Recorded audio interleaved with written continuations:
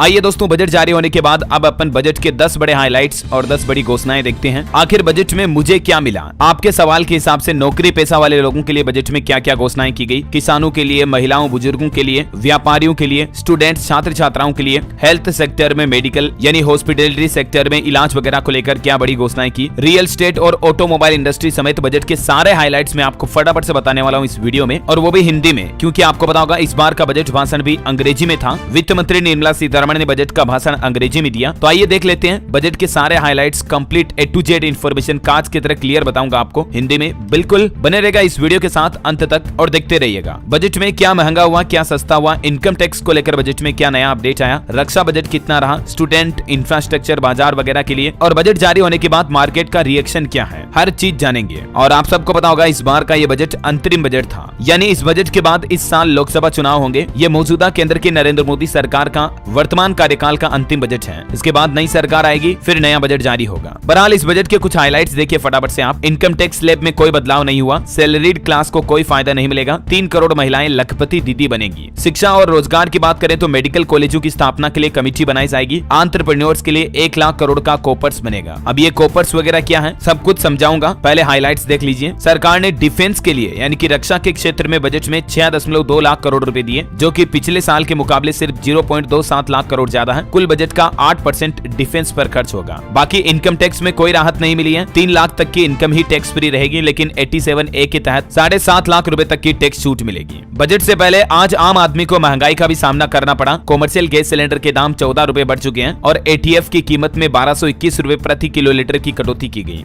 यानी कि अब कॉमर्शियल गैस सिलेंडर तो महंगा होगा, लेकिन आपका हवाई सफर थोड़ा सस्ता हो सकता है, क्योंकि ATF की शुल्क में कटौती हुई है। तो बाकी इस कटौती के बाद 4 शहरों में कॉमर्शियल गैस सिलेंडर के दाम अभी क्या चल रहे देख सकते हैं आप। जैसे पहले दिल्ली में 1755 थे, वो बढ़कर 1769 हो गए, 14 रुपए की लगभग बढ़ोतरी हुई है सभी शहरों में कॉमर्शियल गैस सिलेंडर में। हालांकि घरेलू रसोई गैस सिलेंडर के दाम में कोई कटौती या कोई बढ़ोतरी नहीं हुई, कोई बदलाव नहीं हुआ। अभी घरों में इस्तेमाल की जाने वाली डोमेस्टिक LPG सिलेंडर की कीमत 903 रुपए के लगभग ही चल रही है। बजट के टॉप मोमेंट्स भी देख लीजिए आप। देश की राष्ट्रपति द्रौपदी मुर्मू ने निर्मला सीतारमण का मुंह मीठा करवाया। राम मंदिर के जिक्र पर सांसदों ने ताली भी बजाई। वंदे भारत स्तर के बनाए जाएंगे 40,000 रेल डिब्बे। ज्यादा भीड़ वाले रेल मार्गों के लिए अलग से कॉरिडोर बनाए जाएंगे। 11% इंफ्रास्ट्रक्चर बजट भी बढ़ाया गया। तो ये मतलब रेल बजट के हाइलाइट्स हैं। बाकी बजट में महंगा सस्ता को लेकर क्या फैसले लिए गए, और वहीं जो बजट से पहले चर्चाएं चल रही थी कि किसान सम्मान निधि योजना को बढ़ाकर 8,000 कर सकती है सरकार, इस पर भी क्या कुछ फैसले हुए। आइए एक एक करके सारे हाइलाइट्स और पॉइंट्स देख लेते हैं। शुरुआत ही करते हैं नौकरी पेशा लोगों के लिए। तो चाहे आप प्राइवेट सेक्टर में नौकरी करते हैं या सरकारी नौकरी करते हैं, देखिए नौकरी पेशा लोगों के लिए सबसे पहले तो इनकम टैक्स स्लैब में कोई बदलाव नहीं किया है। लागू हो चुकी नई कर योजना के तहत 7 लाख की आय वालों को टैक्स नहीं देना पड़ेगा। नए फॉर्म 26AS से टैक्स फाइल करना अब और आसान होगा। 2013-14 में 93 दिनों के बजाय अब मात्र 10 दिन में टैक्स रिफंड मिल जाएगा। तो ये ITR को लेकर फैसले लिए गए। दूसरा,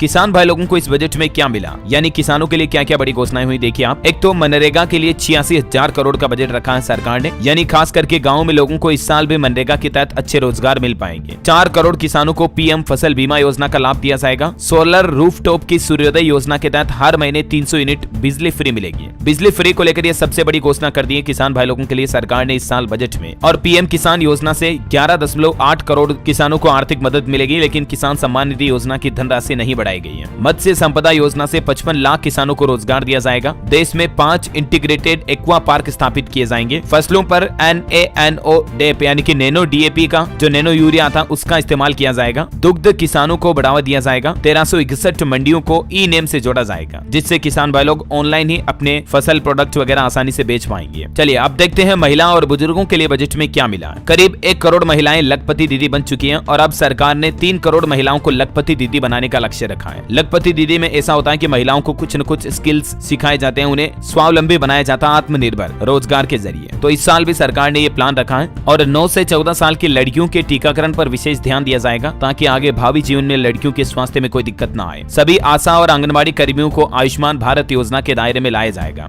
ये प्रमुख हाइलाइट्स और बड़ी घोषणाएं रही महिला बुजुर्गों के लिए इस बार बजट में। ठीक है, और चलिए अब देखते हैं दोस्तों व्यापारियों को इस बजट में क्या मिला है, व्यापारियों के लिए क्या क्या बड़ी घोषणाएं हुई है जो खुद का कोई काम धंधा बिजनेस करते हैं। तो सबसे पहले देखिए ब्लू इकोनॉमी 2.0 के तहत नई योजना शुरू की जाएगी। 1 लाख करोड़ रुपए का ब्याज मुक्त या कम ब्याज दर पर लोन दिया जाएगा और सरकार ने अपनी उपलब्धि भी गिनाई कि 75,000 करोड़ का ब्याज मुक्त लोन अभी भी दिया गया है, जिसमें विश्वकर्मा योजना वगैरह ये सब कुछ आ गई। चलिए अब देखते हैं स्टूडेंट छात्र छात्राओं के लिए, विद्यार्थियों के लिए इस बजट में क्या क्या अनाउंसमेंट हुई है। एक तो स्किल इंडिया मिशन में लगभग 1.5 करोड़ युवाओं को ट्रेंड किया गया है। 3000 नए ITI कॉलेज बनाए गए। 54 लाख युवाओं को प्रशिक्षित किया गया। ये बजट में सरकार ने सिर्फ उपलब्धियां ही गिनाई, स्टूडेंट के लिए कोई खास ऐलान देखने को नहीं मिले हैं। हेल्थ सेक्टर की बात करें, स्वास्थ्य के हिसाब से सरकार ने बजट में क्या फैसले लिए हैं। देखिए, एक तो सरकार सर्वाइकल कैंसर के वैक्सीनेशन पर ध्यान देगी और साथ ही मातृ और शिशु देखरेख की परियोजनाओं को व्यापक कार्यक्रम के अंतर्गत लाया गया। चलिए अब बात करते हैं रियल एस्टेट के लिए सरकार ने क्या क्या बड़ी घोषणाएं की। सबसे शानदार घोषणा देखने को मिली, सरकार मिडिल क्लास के लिए आवास योजना लेकर आएगी। अगले 5 साल में 2 करोड़ घर बनाए जाएंगे। PM आवास योजना के तहत 3 करोड़ घर बनाए गए अभी भी, और आगे भी सरकार ने 5 सालों का लक्ष्य रखा। 2 करोड़ घर बना करके मिडिल क्लास लोगों को आसानी से घर उपलब्ध करवाने जैसी योजना लाएगी सरकार, और इसमें 2 करोड़ आवास अगले 5 साल में बनने जा रहे हैं। इंफ्रास्ट्रक्चर में 11% ज्यादा खर्च किया जाएगा। किराए के घर, बस्ती, अनियमित घरों में रहने वालों के पास नया घर खरीदने बनाने का मौका भी होगा। उनके लिए भी सरकार सस्ते में होम लोन वगैरह ऐसी योजनाएं मतलब लेकर आएगी। ऐसा चलिए अब देखते हैं ऑटोमोबाइल इंडस्ट्री के लिए सरकार ने क्या क्या ऐलान किए हैं, जैसे कारें, व्हीकल वगैरह, गाड़ी वगैरह की इंडस्ट्री के लिए। तो सबसे पहला 3 नए रेलवे कॉरिडोर ऊर्जा, खनिज और सीमेंट के लिए बनाए जाएंगे। PM गति शक्ति योजना में काम तेज किया जाएगा। माल भाड़ा परियोजना को भी विकसित किया जाएगा। 40,000 नॉर्मल रेल डिब्बों को वंदे भारत ट्रेनों में बदला जाएगा। विमानन कंपनियां 1000 विमानों का ऑर्डर देकर आगे बढ़ रही है। बायोफ्यूल के लिए समर्पित योजनाएं लाई जाएगी। पब्लिक ट्रांसपोर्ट के लिए ई-वाहन उपलब्ध कराए जाएंगे। इलेक्ट्रिक व्हीकल को मतलब सरकार बढ़ावा देगी ताकि पोल्यूशन भी कम हो और पब्लिक ट्रांसपोर्ट और सस्ता पड़ेगा। और रेलवे समुद्र मार्ग को भी जोड़ने पर जोर रहेगा। जैसे अभी हाल ही में मुंबई में पुल का उद्घाटन किया था ना, ठीक वैसे ही और कनेक्टिविटी बढ़ाई जाएगी देश में। Tier 2 और Tier 3 शहरों को हवाई मार्ग से जोड़ा जाएगा। जो मध्यम वर्ग के शहर हैं उनके लिए एयरपोर्ट, हवाई अड्डे वगैरह बनाए जाएंगे। और ई-व्हीकल की चार्जिंग के लिए बड़े पैमाने पर इंस्टॉलेशन किए जाएंगे। वेंडरों को इससे काम भी मिलेगा, है ना। तो ये तो बजट के प्रमुख अलग अलग सेक्टर के हाइलाइट्स रहे। अब बात करें दोस्तों बजट में क्या सस्ता हुआ, क्या महंगा हुआ। तो इस बार के बजट में कुछ भी खास सस्ता या महंगा नहीं हुआ। ऐसा इसलिए क्योंकि 2017 में लागू किए गए GST के बाद से बजट में केवल कस्टम ड्यूटी, एक्साइज ड्यूटी को बढ़ाया या घटाया जाता है, तो जिसका असर बहुत ही गिनी चुनी चीजों पर पड़ता है। बाकी बीते 1 साल में महंगाई दर में क्या क्या बढ़ोतरी घटोतरी हुई, तो इसके कुछ पॉइंट्स आप देख सकते हैं। अलग अलग चीजों में क्या क्या रेटें बढ़ी और क्या क्या कम हुई। जैसे पिछले साल भर के दौरान आटा और चावल के दाम, सोयाबीन तेल और तुअर दाल के दाम, दूध और शक्कर, आलू, प्याज और टमाटर के दाम, गैस सिलेंडर के दाम, पेट्रोल डीजल के दाम में क्या बदलाव हुआ, सोना चांदी और होम लोन की ब्याज दरें SBI वगैरह की, ये भी आप देख सकते हैं। तो ये तो पिछले 1 साल की महंगाई का अंतर था जो मैंने आपको बता दिया कंप्लीट लिस्ट में। अब देखते हैं बजट पर रिएक्शन क्या देखने को मिला। अंतरिम बजट 2024 को लेकर शशि थरूर बोले कि बजट में आडंबर था, कुछ ठोस नहीं मिला। रक्षा मंत्री ने कहा कि ये उत्साहवर्धक बजट है। हालांकि क्योंकि दोस्तों ये सरकार का अंतरिम बजट था तो इसलिए कुछ खास बड़ी घोषणाएं तो हो नहीं पाई। लेकिन देखिए अलग अलग लोगों का कहना है। रक्षा मंत्री बोले कि ये उत्साहवर्धक बजट है, हमें विश्वास है कि हम साल 2047 तक विकसित राष्ट्र बनने का लक्ष्य हासिल कर लेंगे। और बाकी मेरी ओपिनियन, मेरी राय भी दे दूं तो कोई खास बजट इस बार रहा नहीं। यूं कह सकते हैं कि ना अच्छा ना बुरा। बाकी मेरी इच्छा थी कि सरकार को इस बार बजट में कुछ ऐसे फैसले लेने चाहिए थे जैसे किसान भाई लोगों को राहत मिलने वाले, जैसे चाहे किसान सम्मान निधि योजना की राशि बढ़ा देते हैं। और इसके अलावा सबसे जरूरी कि हमारे देश के युवाओं के रोजगार वगैरह के लिए भी उन्हें आसानी से नौकरी मिल सके, इसके लिए भी कोई बड़ी घोषणा करनी चाहिए थी या कोई नई योजना लानी चाहिए थी। साथ ही देश के आम लोगों को महंगाई से राहत मिल सके, ऐसी भी कुछ बड़ी घोषणाएं करनी चाहिए थी बजट में, जैसे पेट्रोल डीजल में महंगाई से राहत मिले। राइट, ये मेरी ओपिनियन और मेरे रिव्यू मैंने आपको बताया। आपकी क्या राय है इस बार के बजट को लेकर? आप आउट ऑफ 10 कितने स्टार या कितनी रेटिंग देना चाहेंगे मुझे नीचे कमेंट करके बताइएगा जरूर। 10 में से 7, 8, 9, 9.5, 5, 4 कितनी रेटिंग देना चाहोगे इस बजट को कमेंट में बताओ। और बाकी अलग अलग सेक्टर के लिए बजट में क्या क्या अनाउंसमेंट हुए, इनके और डिटेल वीडियो में आपको इसी चैनल DLS न्यूज पर बता दूंगा, तो आप अपनी कैटेगरी के हिसाब से उस वीडियो को जरूर देख लीजिएगा। और भी आपके मन में कोई सवाल है तो कमेंट करके पूछिए। इस वीडियो को लाइक और शेयर जरूर करना। DLS न्यूज चैनल को सब्सक्राइब करके बेल आइकन जरूर दबा देना ऐसी इंफॉर्मेटिव जानकारियां देखते रहने के लिए। जय हिंद, जय भारत, वंदे मातरम।